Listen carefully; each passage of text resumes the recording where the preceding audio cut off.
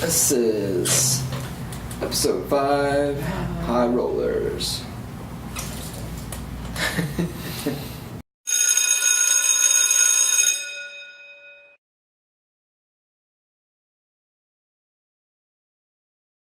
Class is back in session, and for you this week we have our High Rollers Club with our 6-pack of the week. Yeah, we got some big boys for you.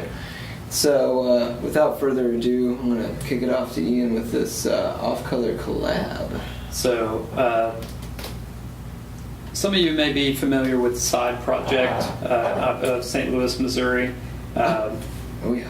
They do some really amazing, like wild sours, a lot of fruited stuff, and they teamed up with Off Color out of Chicago, Illinois, to produce this blend of wild house cultures fermented in puncheon barrels with orange blossom and mandarin oranges.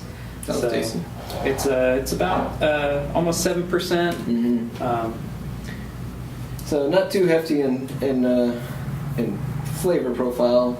Very, I'm sure, thirst quenching and something to kind of sip on and not to overthink. But it is up there, do it with Side Project on the label. You're trying to pay a little bit heftier price for it. This might be something I think we mentioned. Maybe split 5 ounces 5 ways with some friends. Might not be a bad deal. About $6 a glass, between people, but something new to try. And if you never had Side Project, well, hey, here's your closest thing around this here. This is the only way you'll find Side Project on the shelf in Oklahoma right now. So. There you go. Yeah. Moving on, we've got sort of a new player in the town as well. This Almanac Grand Cru Imperial Sour Red Ale, so brewed with grapes, raspberries, and vanilla beans. So it's going to have a very vinous characteristic, but maybe more balanced out with the raspberries and vanilla beans. Yeah, and this one's been aged in red wine barrels as well. Beautiful bottle. Yeah. It's got a nice Jack Kerouac poem on the tag here. Almost collectible. Yeah, definitely. Tried this over at Roosevelt here. It's very nice, balanced. Not too sour. As the name imparts. I think with the raspberry and vanilla, the sweetness is going to balance it out just a little bit. And another company that's fairly new to the state, Cascade Bruin. You've had this one, I believe. Yeah, these guys are kind of on the forefront of the sour movement in the Pacific Northwest. All are barrel aged, long aged sours. So this is a blonde and triple blend that's been aged in oak casks, and it just really has this nice sort of vinous characteristic to it. There was another one that came out about the same time as this. That was the Kentucky Peach, and for some reason, I think because of the peaches, it was way more popular. But in my opinion, this one was way more tasty. Yeah. Cognac barrel, cognac brandy hogsheads, and aged wine foeders. So again, you're going to get some really amazing combination flavors out of that. Yeah. And then also one of our favorites from Craft and Barrel, this Dekkera from Destihl. So Destihl does some gozas. They do quite a few different sour beers. But this is more in their barrel age program, and this is from 2013. Yeah, it came out of Foeder number 3 in 2013. So this they do some really amazing long aged sours, and this being their odd Bruin here that we picked. They have several different beers in this series, and they release them, I believe, on an annual basis. Yeah. And this one I like a lot. It's definitely representative of an odd Bruin style. Dark malts, real fruity, but a good sour kick to it. Yeah, and these spend several years conditioning in the casks, and then bottle conditioned at the brewery before they're even released. Yep.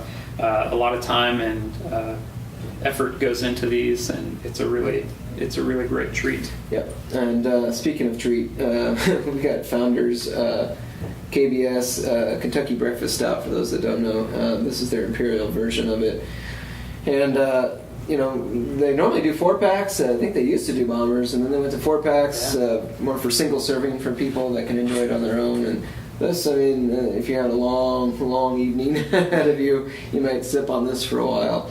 This bad boy comes in about 14 and almost 15%, I believe. No, I'm sorry, that's the next one. 12%. Sorry, it's not quite as bad, but a really good chocolatey, roasty. And bourbon imparts itself very well, but it's not too hot. Yeah, and this is a great beer for aging as well. You're going to get some different flavors aging in the larger bottles as opposed to the 4-packs, the smaller. You can age this for 5 years, and the flavors are going to develop in the bottle. That alcohol heat is going to really tame down, and you'll get some more of that like bourbon and vanilla and the roasty coffee chocolate notes. Yeah, excellent. And then for the final one, Avery out of Colorado, pretty well known for their barrel-aged beers. And this one comes in at just about 15%. This is their Uncle Jacob's Stout. And this is one we both recommend highly to age, just like we mentioned with this. This one, I think fresh is a little too cloyingly sweet for myself. Yeah, and it's really hot at almost 15%. It's got a lot of alcohol on the nose, and you could probably stick this in the back of your closet for about 10 years and forget all about it and pull it out and just have a really awesome treat for yourself. So if you haven't gathered, barrel aging is our term for this, our big word of the week. All these beers have been aged in oak barrels or bourbon barrels, fooders and casks. Anything with wood. That it helps impart different and unique flavors to these beers over time. So, what else was I going to say? I just totally lost my train of thought. So from the wood, you get notes of vanilla or some tannic bitterness and astringent qualities. Some of that are maybe from the wine barrels. Right. And barrels that used to be used to transport lots of many things back in the mid 17th century and on, until we figured out that steel was a better vessel, I guess, for some things.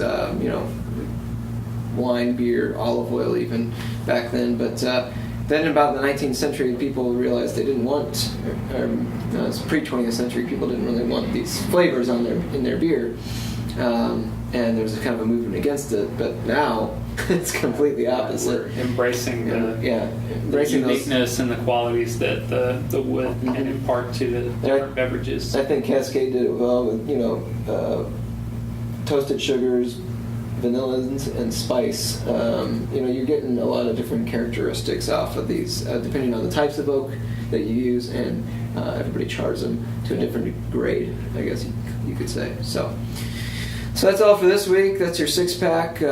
For me, I've been Brian Welsbacher of beersok.com. You can shop there 24/7, or you can go to oklahomacraftbeer.com for the blog and podcast on all social media aspects as well, so give us a follow and the links below.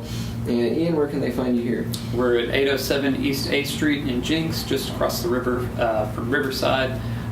Check us out on Facebook, Instagram, Twitter. You can follow our beer list on Untappd and get notified anytime we add a new beverage. Absolutely. Check us out. Come on in here and get your 6-pack.